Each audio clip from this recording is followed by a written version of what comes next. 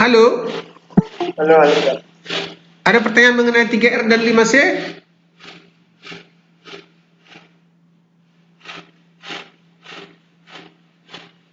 Nggak ada ya? Ya udah, kalau nggak ada.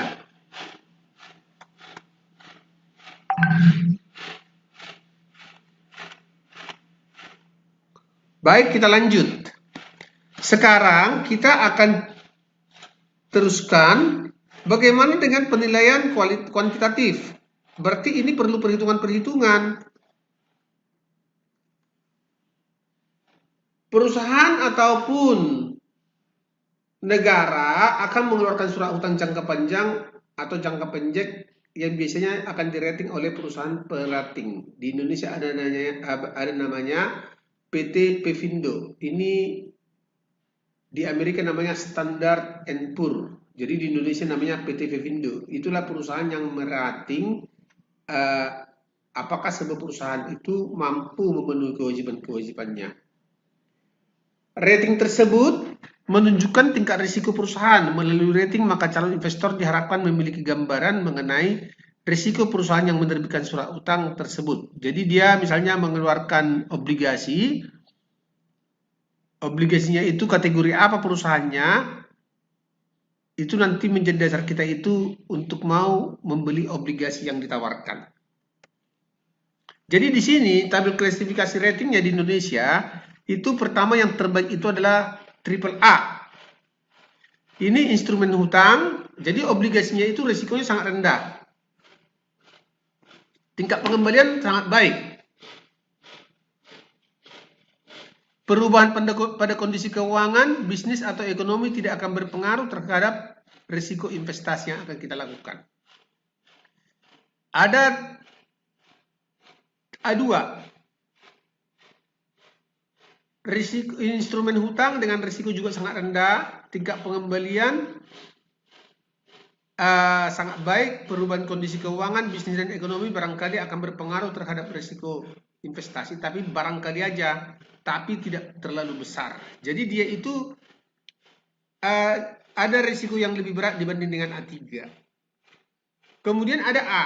Di sini adalah pengembalian hutang dengan risiko rendah, bukan sangat rendah lagi. Tingkat pengembalian baik, bukan sangat baik lagi, meskipun perubahan kondisi keuangan, bisnis dan ekonomi akan meningkatkan risiko investasi. Jadi ini sudah mulai ada risiko yang harus kita tanggung. Ada triple B, yaitu tingkat pengembalian yang memadai. Bukan baik lagi ya, sudah memadai. Perubahan pada kondisi keuangan, bisnis dan ekonomi mempunyai kemungkinan besar meningkatkan risiko investasi dibandingkan dengan kategori yang lebih tinggi. Berarti dibandingkan dengan kategori A, double A, dan triple A. B itu juga masih investasi, perusahaan mempunyai kemampuan membayar bunga dan pokok pinjaman, tetapi kemampuan tersebut rawan terhadap perubahan kondisi ekonomi, bisnis, dan keuangan. Jadi dia itu tidak begitu kuat fundamentalnya. Keempat, B, instrumen hutang saat ini mengandung risiko investasi. Tingkat pengembalian tidak terlindungi secara memadai terhadap kondisi ekonomi, bisnis, dan keuangan. C, instrumen keuangan yang bersifat spekulatif dengan kemungkinan besar bangkrut. Dan D adalah instrumen keuangan sedang default atau bangkrut. Bagaimana menghitungnya?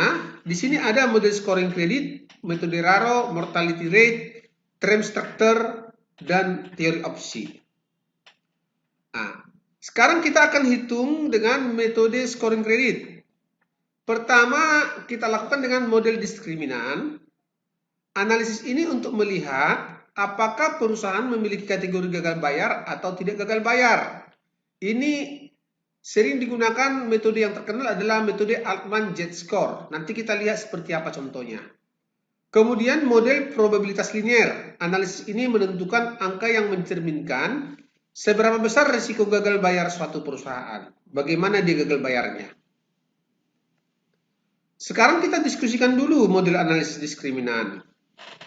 Untuk melakukan analisis diskriminan, maka diperlukan informasi keuangan seperti rasio likuiditas, profitabilitas yang digunakan untuk memprediksi perusahaan masuk kategori gagal atau tidak.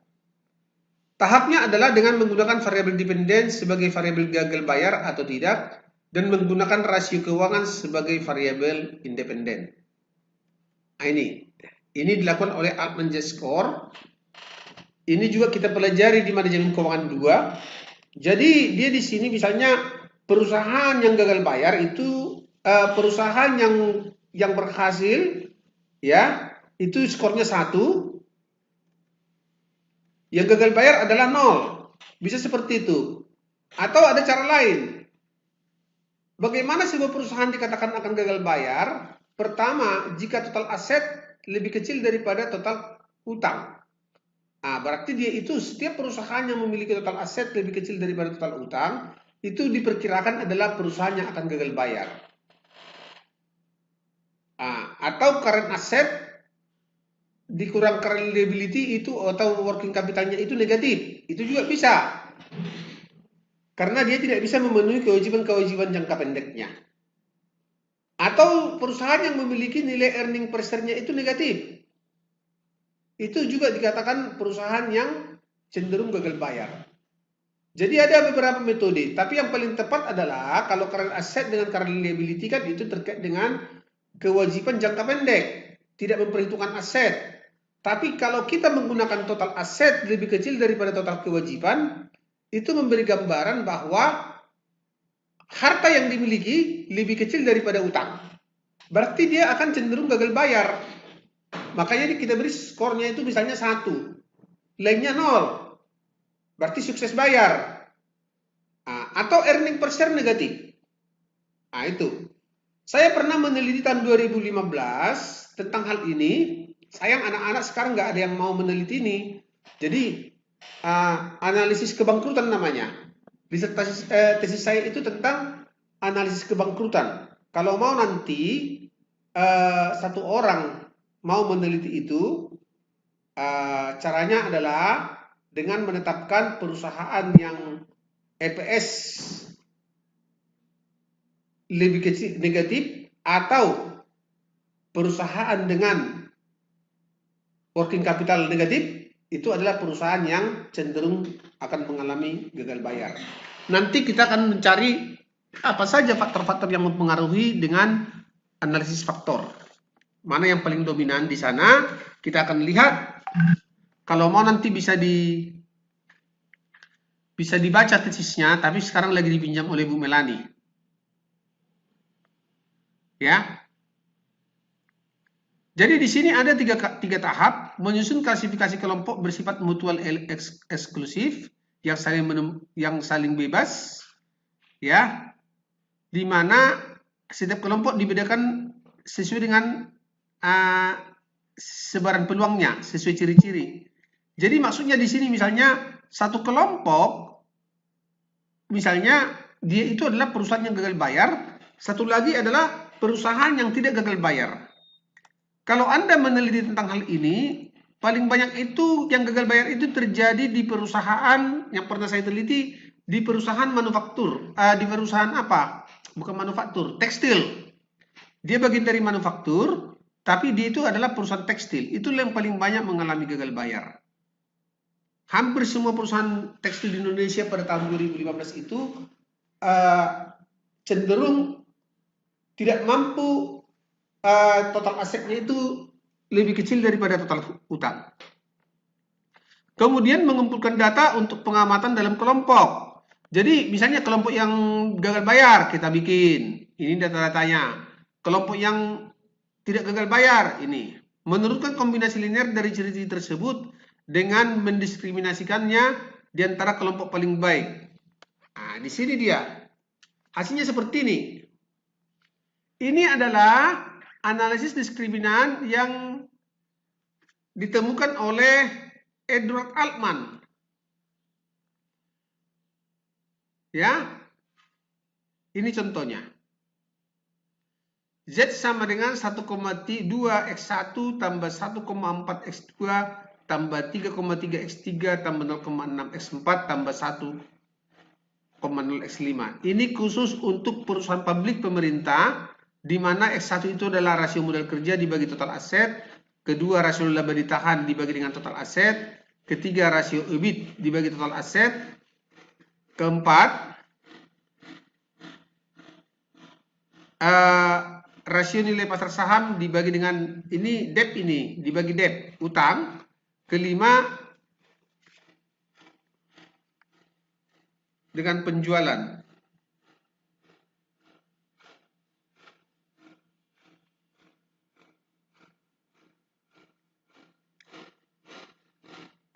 Oke, karena ini untuk pemerintah ya. Untuk pemerintah X4 adalah rasio nilai pasar saham dibagi dengan nilai buku saham, kelima rasio penjualan dibagi dengan total aset. Ini untuk perusahaan pemerintah, jadi sudah ada modelnya.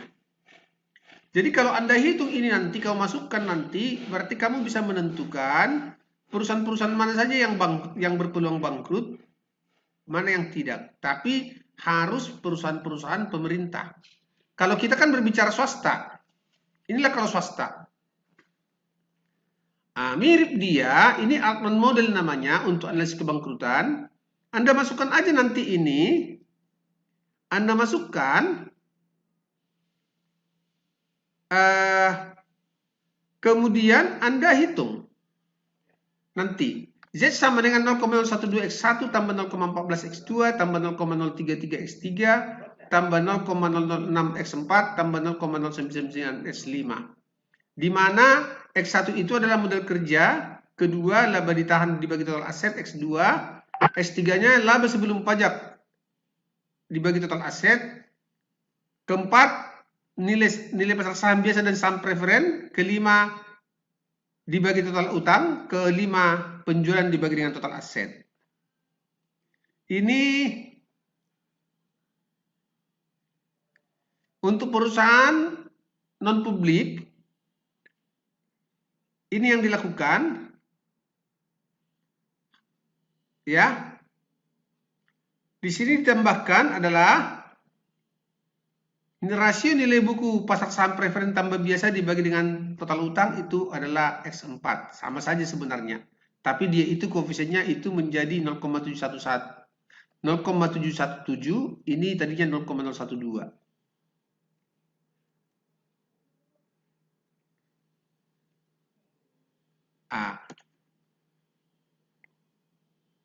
Itu di sini.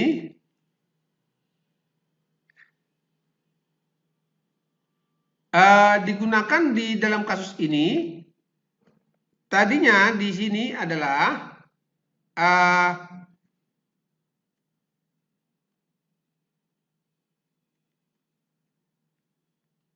perbedaannya dengan sebelumnya adalah, yang berbeda adalah komponen X4 dari market value menjadi nilai book value. Ya, jadi tadinya market value menjadi nilai book value. Jadi market value itu sangat terkait dengan nilai pasar. Berapa harga saham di pasar? Itulah market value. Kalau nilai buku, langsung saja berapa nilai bukunya? Berapa yang tercatat di buku?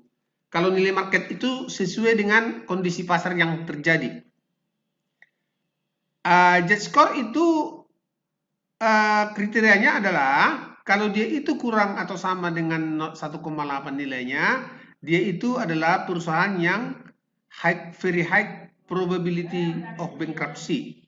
Sangat berpeluang untuk mengalami kebangkrutan. Kedua adalah 1,1 sampai 2,70 high probability of bankruptcy. Ketiga possible bankruptcy. Keempat lebih di atas 3 jauh dari kebangkrutan. Kita lihat di sini kalau pengembangan-pengembangan yang terjadi, tapi ada dikembangkan juga 4 versi variabel yang berlaku pada perusahaan publik maupun pribadi untuk perusahaan manufaktur dan jasa. Tapi ini jarang sekali dipakai. Di mana cut off-nya jadinya seperti ini. Kita lihat di sini. Misalnya ada 2 perusahaan dengan rasio keuangan, rasio working capital dibagi total aset sama dengan 0,25. Untuk perusahaan B 0,05. Ini udah dalam persen ya. Rasio laba ditahan 0,1 dan 0,01. EBIT dibagi total aset 0,1. Kemudian minus 0,2. Ini untuk perusahaan BUMN misalnya. Ini dia. Nah, ini yang kita lakukan. Kita masukkan saja nilai-nilai itu, hasilnya 3,97. Nah, kalau 3,97 berarti dia itu tidak akan bangkrut. Itu kira-kira. Tapi ini perusahaan BUMN loh ya, perusahaan pemerintah. Kenapa saya katakan perusahaan pemerintah? Memang itu dikatakan rumusnya untuk perusahaan pemerintah. Ini, ya. Yang sudah publik. Nah, kita coba dengan Altman seperti apa kira-kira. Ini misalnya laporan keuangan Chrysler Company dalam jutaan dolar. Ini swasta ini. Nah, kita coba lihat di sini. Penjualan adalah 12.005. Biaya-biaya 12.710. Penyusutan 181. Bunga 215. Pajak penghasilan 2. Kemudian rugi atau laba bersih totalnya ini semua adalah penjualan dikurang 12.710 dikurang 181 dikurang 215, ya. Coba Anda kurangkan, ditambahkan dengan ini bukan 2, ini 5 ini. Coba dulu, ini 5 ini kalau nggak salah. Coba dulu hitung. 12.005, coba 12.005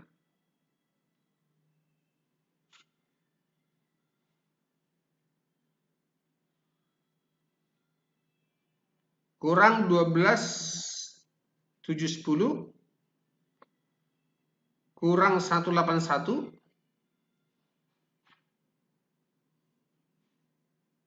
kurang 215,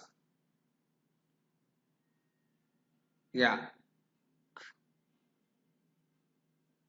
kurang 5, tambah 5, 1096, tambah 5 itu.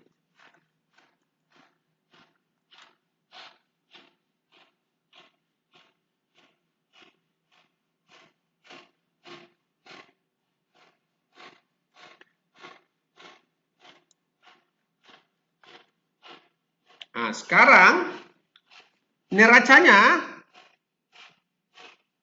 sama saja, bukan ini di sini ya. Hutang lancar 3121, ya. Harta tetap atau aset tetap 3.500, harta lainnya 14, totalnya 6635. Hutang lancar, ini harta lancar tadi ya, hutang lancar 3232, hutang jangka panjang 1597, total hutang 4829, saham preferennya 51, saham biasa ini 567 itu dapatnya itu dari 66,7 kali 8,5. Jadi nanti kita lihat caranya bagaimana.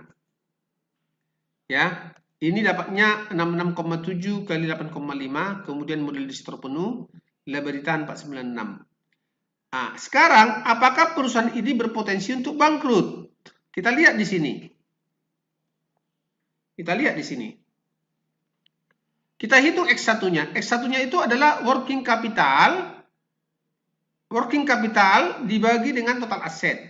Itu tadi kesepakatan kita di sini. Coba kita lihat di sini. Modal kerja.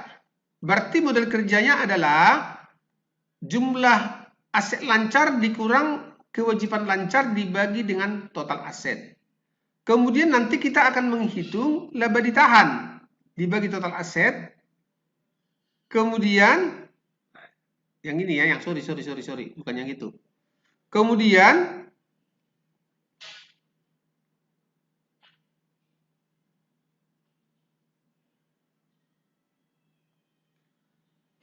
di sini laba sebelum bunga dan pajak, EBIT, kemudian nilai pasar saham biasa dan saham preferen. Kemudian dibagi nilai total utang. Maaf, ini Ini adalah penjualan dibagi dengan total aset.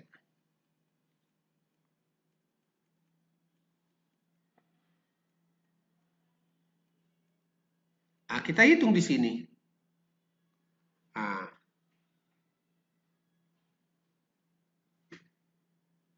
ini CA kurang CL.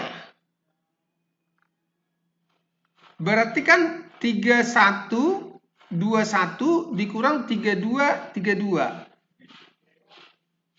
Kemudian laba ditahan 496. Kita lihat di sini. Min 1,67%. Nanti Anda lihat. Setelah dikali 100 ini nanti. Ini 7,47%. Selanjutnya EBIT. Earning before interest. Coba kita hitung. Takutnya saya salah hitung ini. Coba EBIT-nya itu adalah. Coba saya dibantu 12.005.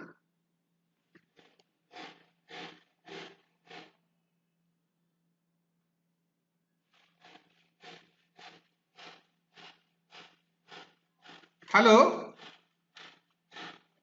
Ya, Pak. 12.005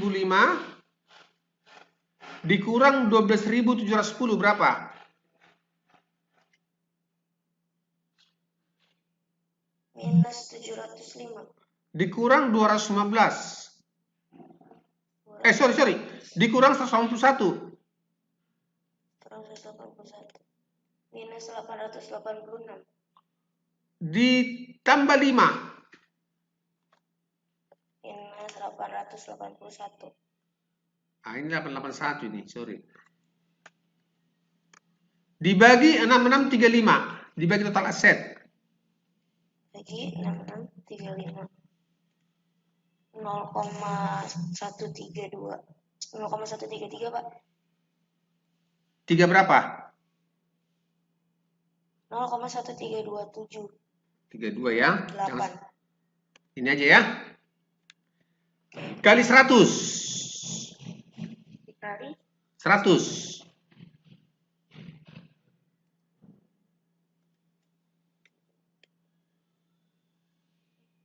dikali 100. Gimana sih? Tadi berapa?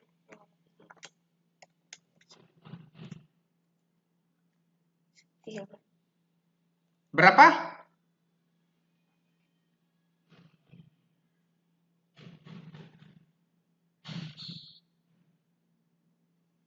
%13,32% kan? Iya kan? Ketemu? Minus 881 dibagi 6635.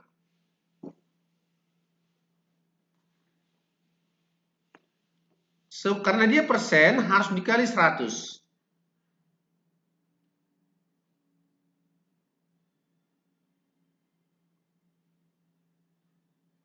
Kalau nggak salah tadi, bukan, kayaknya salah nak, salah. 881 bagi 6635 itu sama dengan 0,1327. 27 ini. 28 ini, 28. Sorry. 28 ini. 0,13228. Betul enggak? Kalian salah enggak? 6635. Coba Amalia Putri. Ketemu enggak kesalahannya?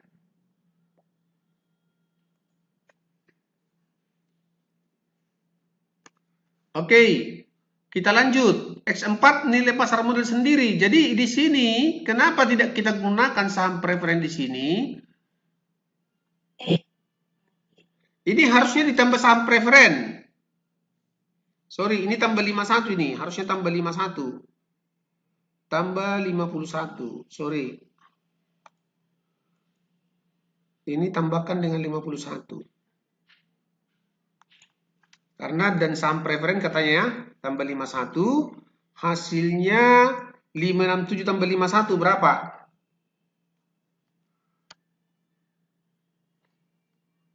Coba 567 tambah 51. 618. 618 dibagi dengan 4829. Sini aja pasang 0, 0, berapa? 0,1279. 618 dibagi dengan 4829. ya 4829-nya itu total utang ya. Ini ya. Oke ya. Hasilnya adalah 0, berapa? 1279. 12 berarti 12,79%. Jangan sampai salah kita hitung, ya. Sekarang sales dibagi total aset 12.005 dibagi 6635.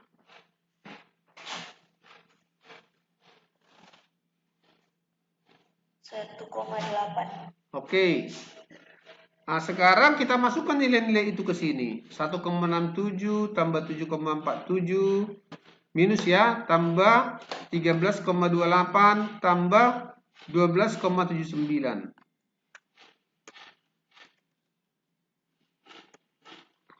Tambah 0,99 kali 1,8. Hasilnya berapa ini? Coba.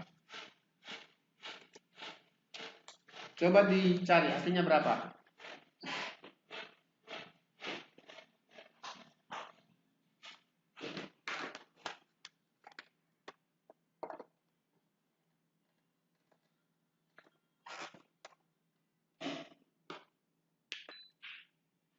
Nanti aja ya. Iya. Nyala dulu. Ini sini Pak ya, abang ini ya. Iya. Matikan aja dulu harusnya. Matikan aja. Kalau sudah datang mahasiswanya aja. Berapa dapatnya?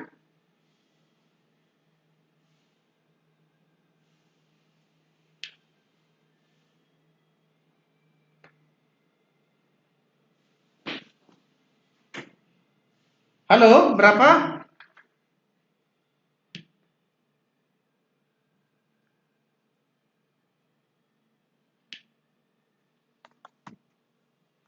Halo, berapa itu? Coba hitung dulu, hitung ya.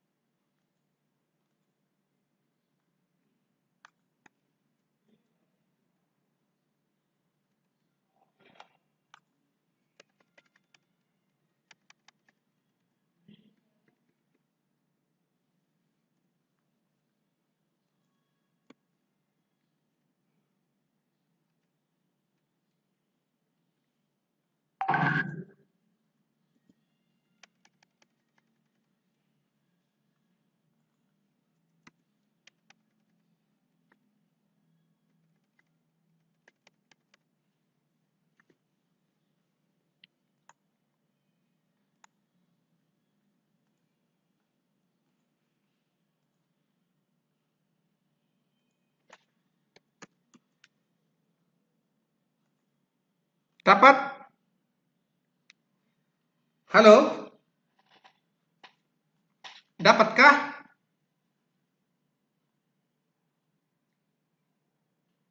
Halo? 1,52 Pak. Oh, 1,52. Gak apa-apa 1,52. Berarti dia itu di bawah 1,8. Berarti dia itu mungkin bangkrut ya. Mungkin akan bangkrut. Ah, nggak apa-apa segitu. Ah, kedua, dengan model probabilitas.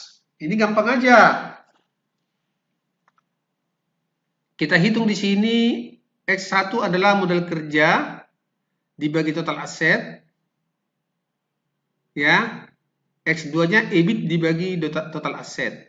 Ini ada 3 perusahaan. Coba menurut Anda, mana perusahaan yang memiliki risiko paling tinggi? Coba. Sekarang X1-nya berapa masing-masing? Ada 3 perusahaan ini. 1, rasio modal kerja terhadap total aset, rasio EBIT terhadap total aset. Coba.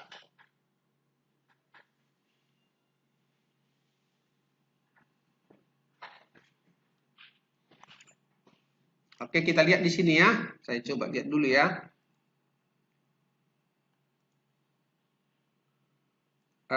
Saya coba kopikan aja dulu ini. Yang ini ke Excel. Saya kopikan dulu ke Excel. Sini.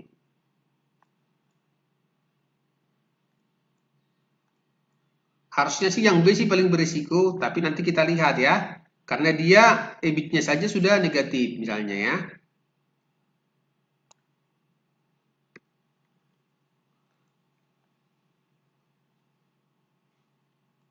Udah pasti dia perusahaan yang rugi tuh.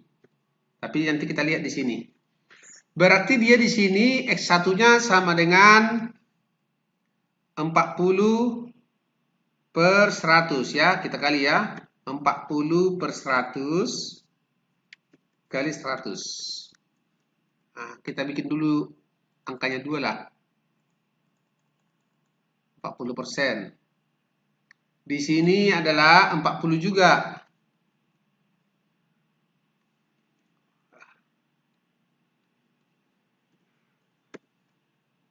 Ini 40 per 100, sorry. Nggak ada. Ini sama dengan 40 per 100 juga. Otomatis di sini kita kopikan saja, udah jelas tuh kelihatan. Nah, bahkan di sini minus 2,5 per 50. Nah, dia udah minus di sini. Oh, ini di sini nih, 2,5, 2,5 nih. Oke ya, dia udah negatif di situ. Sehingga kita akan hitung untuk X1 itu di sini, untuk X1 kita buat di sini X1 itu di sini 0,2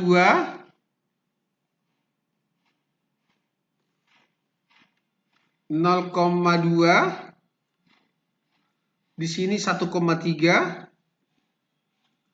Oh, nggak kelihatan ya? Belum kelihatan ya X-nya ya?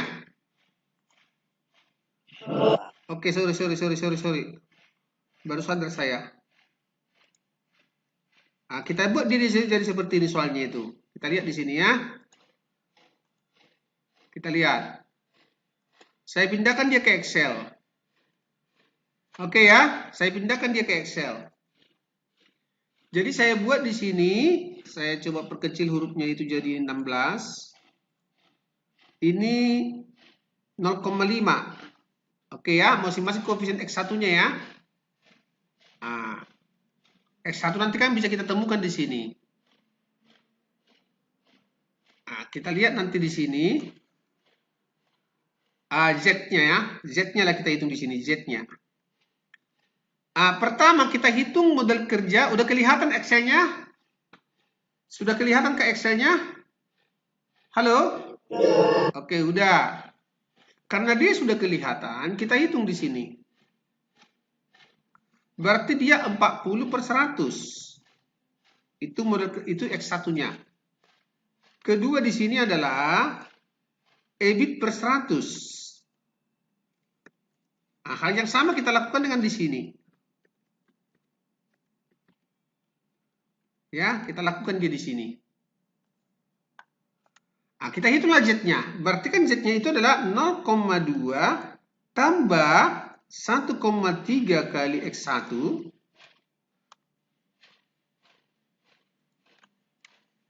kali X1 di sini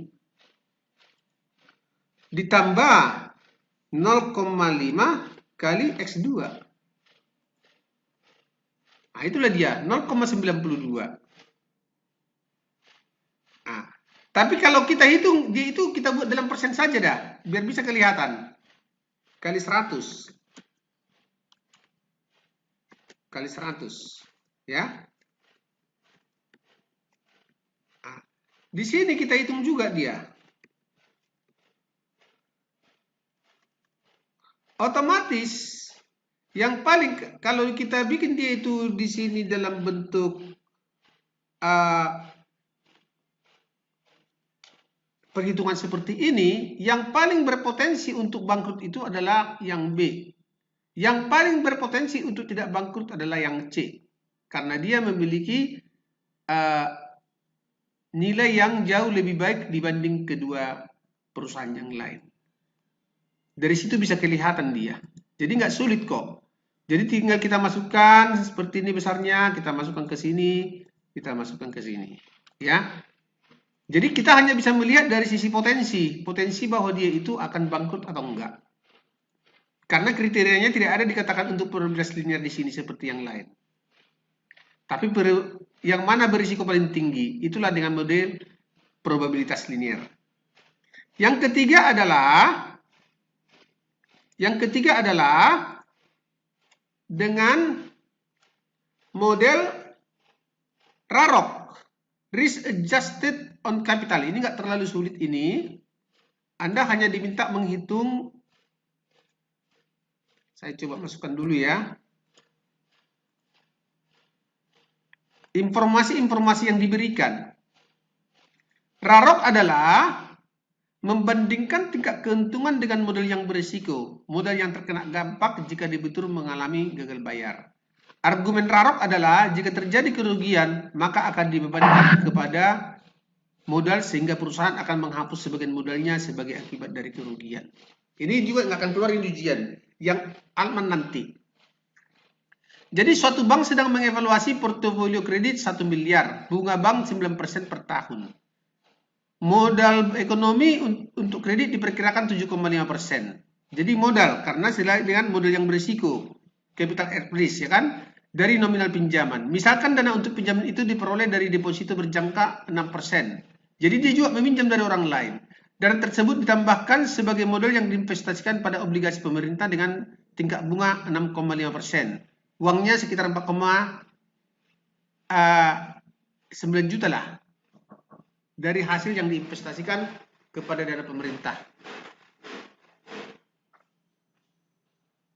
Bank mengeluarkan biaya operasional 15 juta per tahun dengan prediksi kerugian 1% per tahun. Hitunglah nilai RAROC-nya. Jadi kalau kita lihat di sini, RAROC itu adalah pendapatan dari pinjaman per tahun. Jadi kalau orang meminjamkan uang dengan 1 miliar, bunga per tahun 9%, berarti 9% kali 1 miliar. Yaitu 90 juta. Jadi 90 juta itu didapat 1 miliar. Saya coba jelaskan di sini ya, sedikit ya. Dari mana 90 juta? Langkah pertama, pendapatannya 9% kali 1 miliar.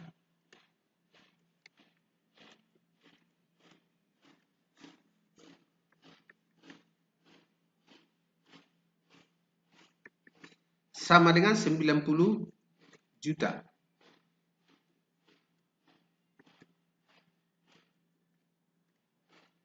Nah, yang kedua adalah dana pinjaman dari deposito berjangka. Deposito berjangka. Berarti kan pinjaman, bunga pinjaman ya, bunga pinjaman. Deposito berjangka. Ya kan? Itu sama dengan 6% kali 1 miliar.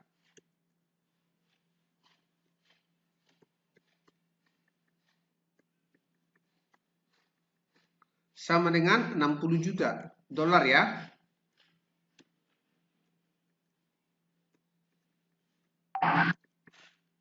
Nah, yang ketiga nanti kita rapikan. Biar bisa Anda jelaskan dari mana ini. Sebagian dana tersebut sebagian dana tersebut diinvestasikan sebagai obligasi pemerintah dengan bunga. Berarti dia pendapatan. Sebagian membeli obligasi pemerintah dengan bunga 6,5%.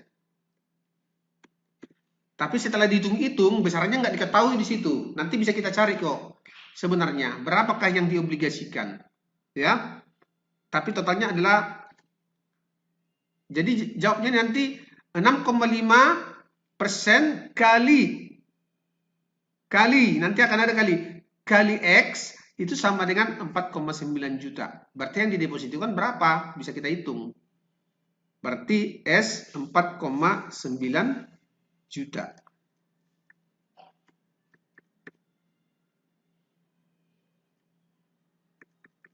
Atau besaran dana dengan besaran dana, hitung aja di sini. Besaran dana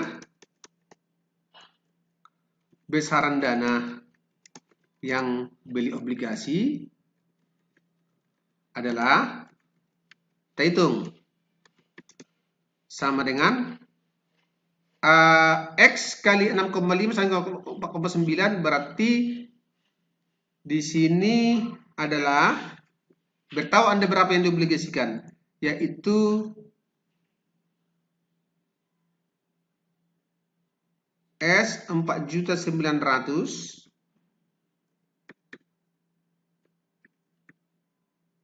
bagi 0,065. Berapa itu? Coba 4.900.000 bagi 0,065. Berapa itu, Nak? Halo? 4.900.000 bagi 0,065. Hasilnya adalah 75,384. ya kan? Ya. Juta. Ya, 384. Oke, S 75,384,615. Itulah perkiraannya di sini ya, hitung-hitungnya. Biaya operasional 15 juta, ya kan?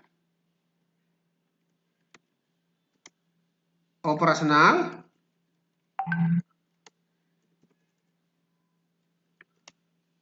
$15 juta yang harus dikeluarkan. Tapi kerugian sama dengan 1% per tahun. Berarti sama dengan $10 juta. 0, sama dengan 1%, 0,01 atau 1% kali 1 miliar.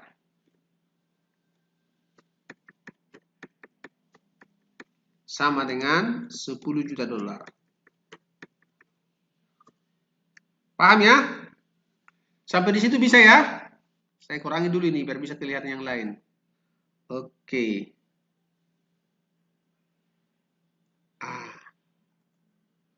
Ini saya bikin lagi titik-titik lah. Bersama. Berarti otomatis ini kita pindahkan ke sini ya. Ini naik ke atas. Maka Rarok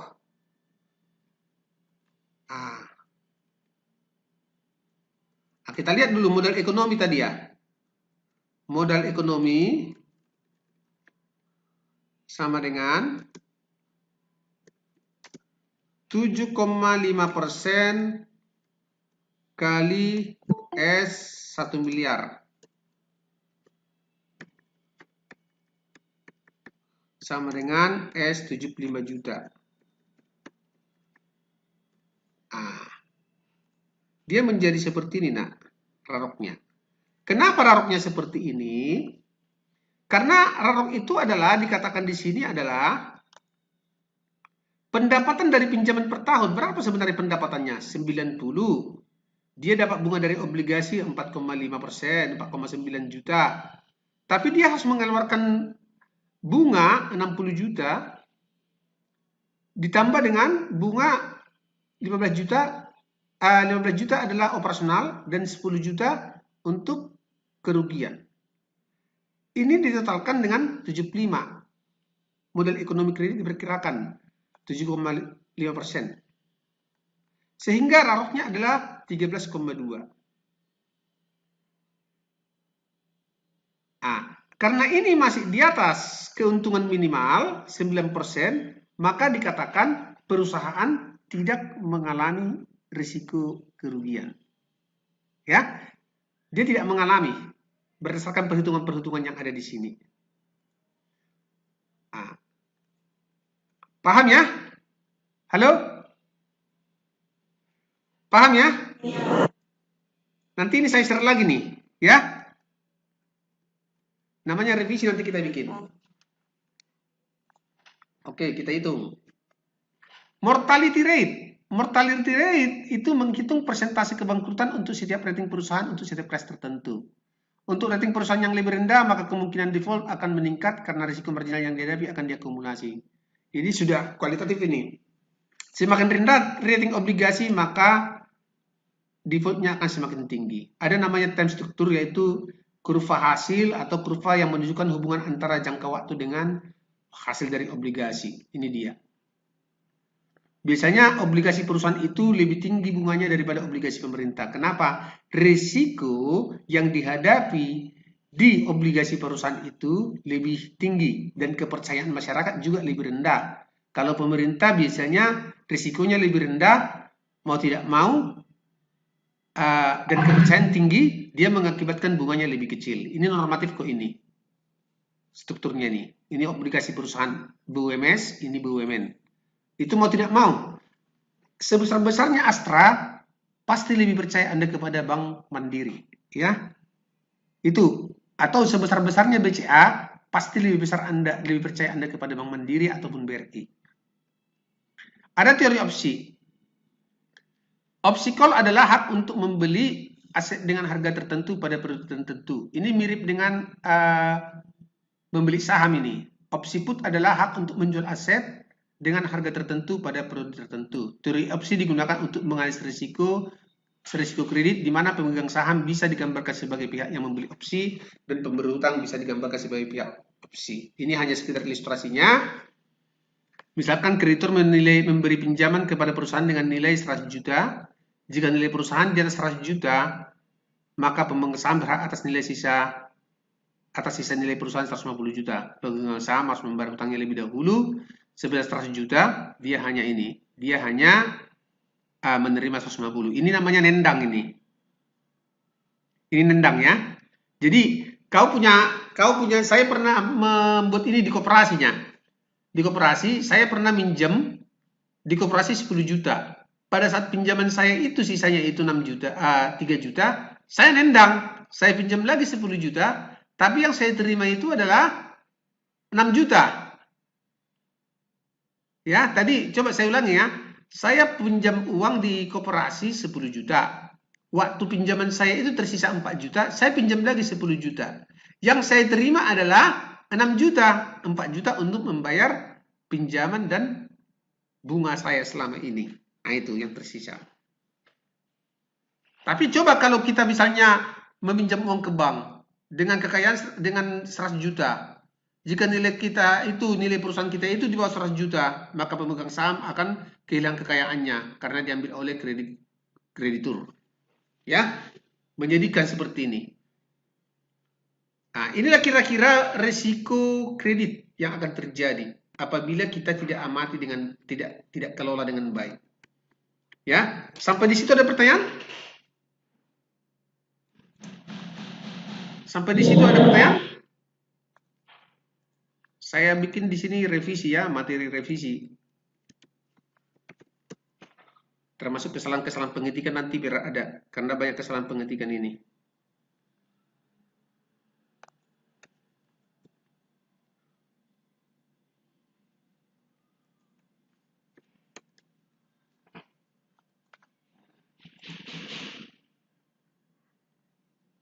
Oke, di sini ada sebuah case, coba Anda lihat. Ini. Coba Anda kerjakan.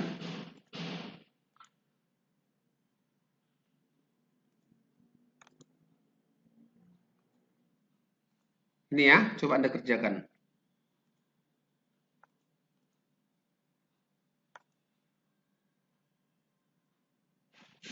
Atau gini aja dah, minggu depan aja.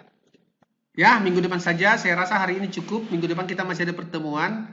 Sambil nanti saya kasih materi yang lebih, yang lengkap ini nanti. Apa case-nya. Termasuk minggu depan saya kasih tugas. Tugasnya adalah mengerjakan soal-soal yang akan keluar pada saat ujian. Ya, itu kira-kira. Jadi minggu depan kita materinya tinggal sedikit lagi. Latihan. Termasuk nanti ini sebagai tambahan. Saya rasa cukup dulu untuk hari ini. Selamat pagi. Ya.